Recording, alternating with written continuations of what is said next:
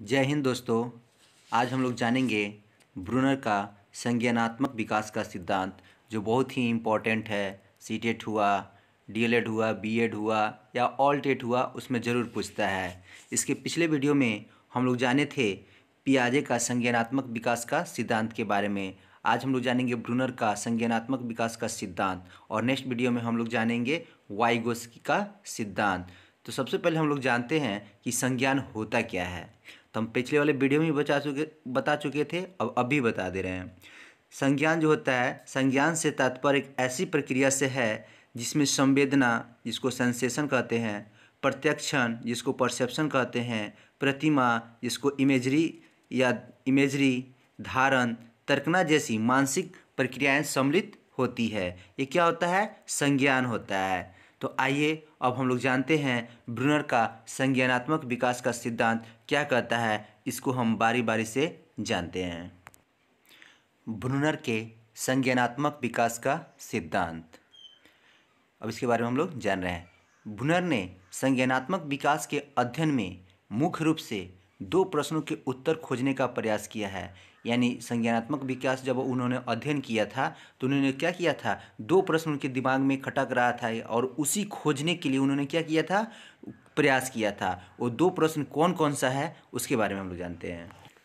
वो दो प्रश्न में पहला प्रश्न है, शिशु किस ढंग से अपनी अनुभूतियों को मानसिक रूप से बताते हैं। यानी अपनी अनुभूतियों यानी एक्सपीरियंस को मानसिक रूप से कैसे बताते हैं, यह पहला नंबर क्वेश्चन है।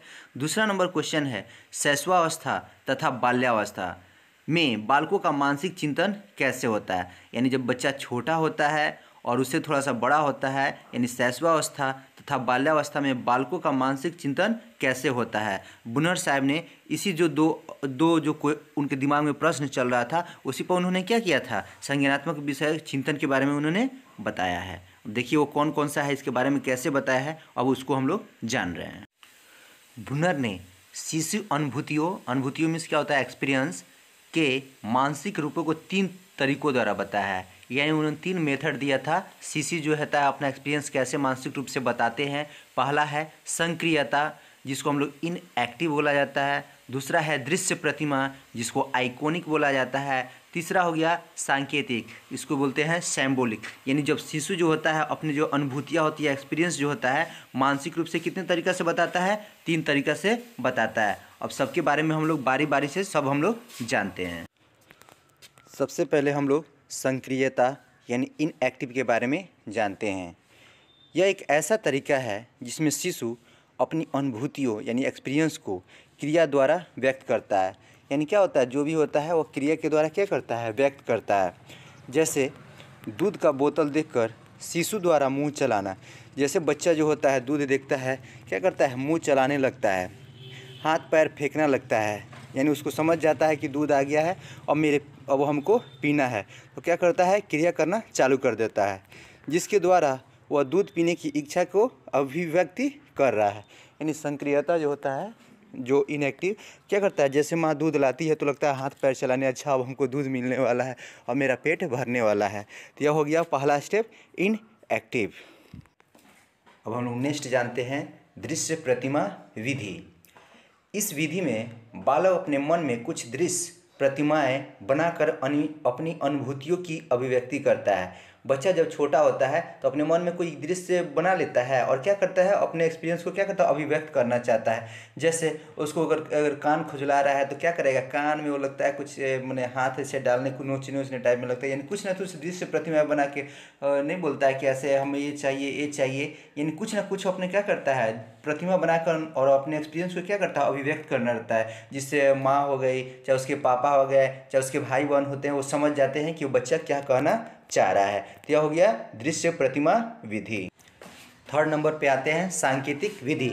इस विधि में बालक भाषा के व्यवहार द्वारा अपनी अनुभूतियों की अभिव्यक्ति करता है। यानी जो सांकेतिक विधि होता है, जिसको सिंबॉलिक बोलता है, यानी क्या होता है, संकेत के द्वारा अपने एक्सपीरियंस को क्या करता है, वह अभिव्यक्त करता है। तो हम लोग भी जानते हैं कि यह 7 वर्ष तक के लिए होता है। यानी क्या होता है, सांकेतिक विधि में जो भी अगर वो अपना अभिव्यक्त करना चाहता है, वह भाषा के व्यवहार द्वारा ही क्या करता है, वो अपनी अनुभूति को व्यक्त करेगा। क्लियर, हम लोग तीनों पॉइंट जान गए, संक्रियता, दृश्य प्रतिमा और सांकेतिक विधि हम लोग तीनों जान गए। अब हम लोग नेक्स्ट पे चलते हैं। ब्रूनर के अनुसार इन तीनों के संप्रत्यय का विकास एक क्रम में होता है, यानी यह क्रम के द्वारा होता है। जन्म से करीब 18 महीनों तक संक्रियता विधि की प्रधानता देखी गई है। लेकिन जब जन्म से होता है 18 महीना यानी 1.5 महीना तक संक्रियता विधि की क्या होती है, प्रधानता देखी गई है। 1.5 या 2 वर्ष की उम्र में दृश्य प्रतिमा विधि की प्रधानता होती है, यानी 1.5 या 2 वर्ष तक होता है तो बच्चा में क्या होता है, दृश्य प्रतिमा विधि की प्रधानता होती है।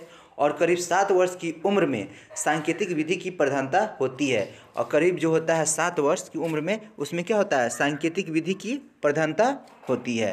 हर पॉइंट को हम लोग बारी बारी से हम लोग जान गए, जो ब्रूनर के संज्ञानात्मक विकास का सिद्धांत क्या कहता है।